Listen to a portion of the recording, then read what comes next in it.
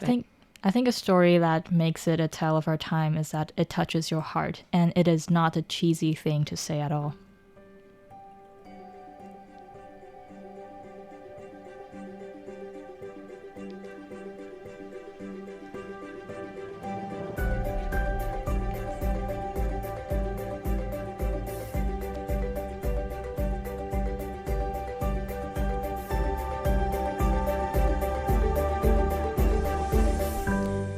Hello, everyone, and welcome to Tales of Our Times. This is a show where we discuss the stories that move us, what makes them so meaningful, and why others could or should find meaning in them as well. This is not a spoiler-free show, so bear that in mind as you continue to listen. We tackle books, movies, comics, and more. Where there's a story, there's a reason to read or watch. And today you have a little bit of a choice in which one you would prefer. I'm your host, Amanda Stevens, and I'm joined by my guest, Sharon Lin. Hey, you. Hi.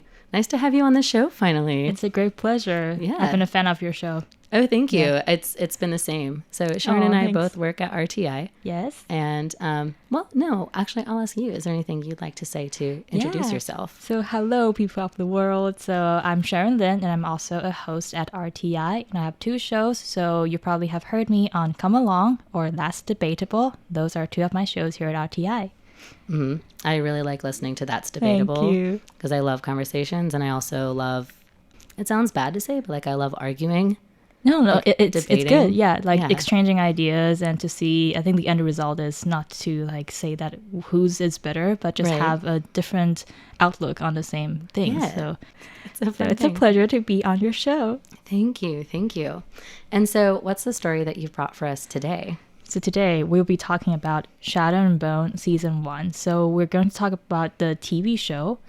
So it's adapted from books. But today we're going to focus more on the show and mostly Season 1 because there is Season 2. And if you're interested, that is a Netflix TV show. So that's where you would go to go find that Yes, if you want to watch it. you should. You should. I think Shadow and Bone, the show, is one of the best adaptations from books that I've seen in recent years. Yeah, it's really, really good, especially Season 1. I love that. Yeah. Well, then, would you mind giving us a short summary for those like me who haven't had a chance yet to Sure. watch it? I will try. So the show, Shadow and Bone Season 1, it follows the story of a young orphan girl named Alina Starkov. She growing up in the country of Ravka. So Ravka was split in two by something called the Shadow Fold. It's like a rip of darkness filled with monsters, and everybody wants to get rid of it. And in this realm, there's also magical powers. So there are a group of people called the Grisha. They have special powers, and they can manipulate natural elements like the wind and water. And to destroy the Shadow Fold, you need a Grisha who can summon sunlight, a sun summoner. So later we'll follow Alina as she grows into her own self. And Season 1 would also cover sort of a prequel of another book about a criminal gang called the Crows, and the members of the Crows, their stories would also cross path with our young hero Alina Starkov. So I tried my best to really summarize Season 1. If you're a fan of Harry Potter, The Lord of the Rings, The Witcher, Shadow and Bone is something for you, and you should totally go check out the show. It's amazing. Awesome. So just to be clear about a couple of things, because I had to kind of look this up. So the characters who are most important in Season 1 are Alina Starkov, who you mentioned first, and she, as it turns out, is the Sun Summoner. Yeah, right. It's a huge spoiler, but like it's been a couple of years, so sorry, guys. she is the Sun Summoner. This is the spoilery show. So, but the path of her discovering that she is the Sun Summoner was not a walk in the park. So is that a lot of like the struggle for Season 1? Is her discovering that, or does she learn it kind of quickly, and then the story is like her trying to reconcile with that? That is a great question, because I think it echoes that your first question, why I think it's a story really for our times, because we follow this young person that sort of was afraid of knowing who she is and who she could be. But later on, through different events, she had to, and she realized that she has to. So it's a story She has to of, like accept herself yes, in that. yeah. And there's a lot of growth, a lot of challenges, and a lot of very vulnerable moments that you don't know what would happen and who you might lose, or Yeah. Also important to notice here, or not notice, but to note here is that the Grisha, which she is one, are kind of a persecuted people in this Yes. world, right? Yeah. So, and there are several different countries. That's the word. There are several different countries, but in most of them, I believe the Grisha are persecuted in one way or another, in some worse than others. Is that correct? Yeah, so that was because the Shadow Fold was created by someone who's a Grisha, was created by a Shadow Summoner. That's called the Black Heretic. Yeah, That's that's kind of a why. big deal. Yeah, that's why Grisha, these group of people were hated by, you can say, like commoner, like other people, because they thought that it was people like you destroyed our country, even though it's not specifically younger Grishas, but they're all like naturally like given this special power. So yeah. They inherit their special gifts, and then they also inherit the biases that come. And I mean, like, to be fair, like, sure, it was a Grisha that it seems like ruined your world, but it's not necessarily the fault of these other Grisha either. And you did mention him just a minute ago. As I understand it, the most influential characters in the first season are, of course, Alina Starkov. Then it's the Darkling, played by Ben Barnes. The Darkling, yes, played by Ben General Barnes. Kerrigan. General Kerrigan. He's known by many different names, and you would know why once you start watching the show. Yeah. So he's kind of a he's a very important character. Important, shifty character in the series. Yeah. Then there's two more, and one of them, he's a hunter. Oh, Mal, a tracker. Yeah. Mal. Okay, good. I got it. So Mal's a tracker. Yeah, Alina and Mal, they both serve, and originally they both serve in the First Army. So basically, First Army is sort of like the usual army, like you fight with guns and knives. Basically, people who don't have Grisha powers. And the Second Army is made up by Grisha. So basically, this super like army with superpowers. They can attack using you can say magic that they have. So they're deemed much more valuable than say soldiers from the First Army who can only use weapons. Yeah. And then the last character is an assassin. Oh, you mean Inej? Inej. Okay, so Inej is part of the Crows, which is from another set of books. And Inej is probably one of my favorite characters because her growth as a person, as someone who's been through so much, is really it's why I love stories, because we feel a very strong relevance and healing from how these characters that are very much like real people. For me to really care for characters and a story, is there needs to be something that's very, very close to how we are as human beings, and we're all capable of doing and feeling so many things, like even at the same moment. So yeah, that's why I think Shadow and Bone is just really just chef's kiss. It's so good. And it seems like Inej is the one who like is that gateway for you, is like going through so many of those emotional like turmoil or like touchstones, and like through that intense growth that she has in that she season. Looks so cool. Listeners, you totally have to go watch the show, and her outfit and how she carries herself is just she's just so good. Well, let's get into that then. What was your first experience with this? Because it is we're talking about the series today, but did you watch it first or did you read the book first? So I started to care about Shadow and Bone because of Ben Barnes, probably one of my favorite actors ever. Really, he is amazing, and he really inspires me so much. So once I read that he was cast in this new like adaptation called Shadow and Bone, I started to look into it, and I realized, it's adapted from a set of books, from a series of books, and that was before season 1 was on. So I still have I had a couple of months, and I decided that I have to finish the first book, which is called Shadow and Bone. Yeah. So I finished reading the book before starting to watch the show. Oh. And it was really amazing because it was the first time that I finished like a whole book before watching the visual adaptation. Like, I'm the worst reader ever, guys. I read so slow. Yeah. So I still haven't finished The Lord of the Rings. I still haven't finished Harry Potter. I know. But like Shadow and Bone was the first time that I finished the first book, which is for season 1. And I started to watch the show, and it's really, really fun. Yeah. No judgment from me. I am also a colossally slow reader, so I usually do like audiobooks because then I have to keep up a similar pace. If I'm reading it by myself, I would never finish now as an adult. Yeah, I feel that. So, yeah. Gosh, I'm the worst. Yeah. I'm with you there.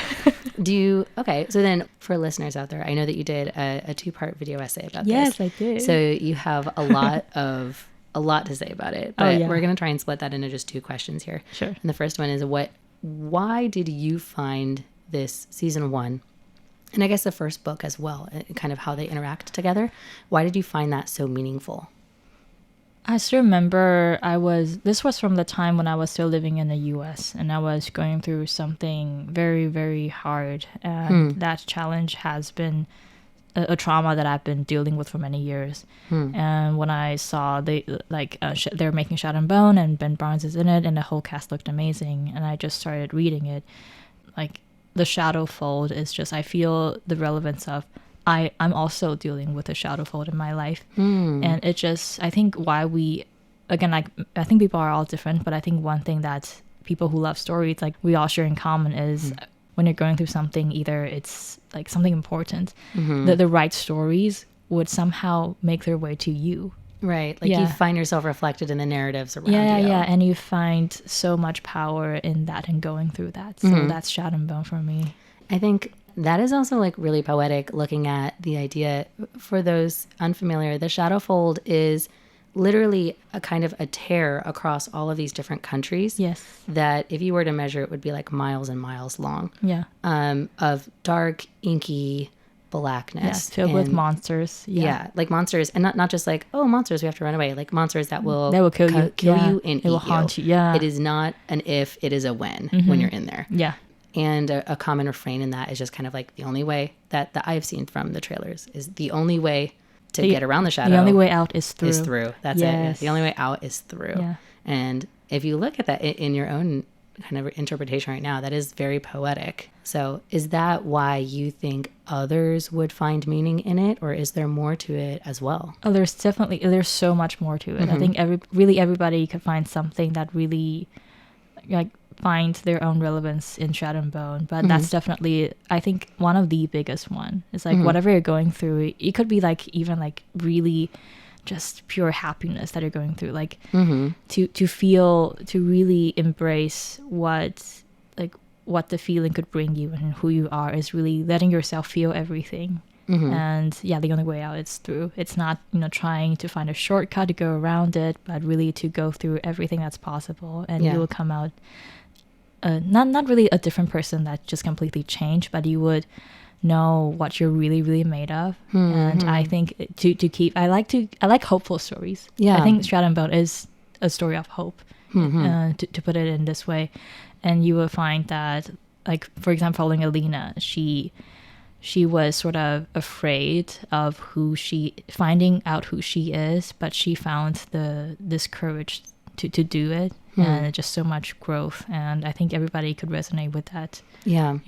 And then also, like, it's very poetic that, like, the only way out is through, and applying that to your own life too, as like, living in the moment of those like hard times. Yeah, really darkness. Like it's a shadow fold. In your own shadow fold, in your own like cloud of darkness. But also, like you mentioned, in like your happy moments, like don't try to fast forward through it. Like just live in that moment.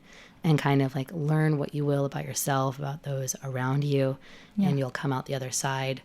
Well, I mean, you'll come out the other side for starters, but knowing who you are, everything else, it's a very beautiful it's an empowering process. It's a very helpful you're idea. A sun summoner. Like you summon light in your own life. Be your own sun summoner. Yes.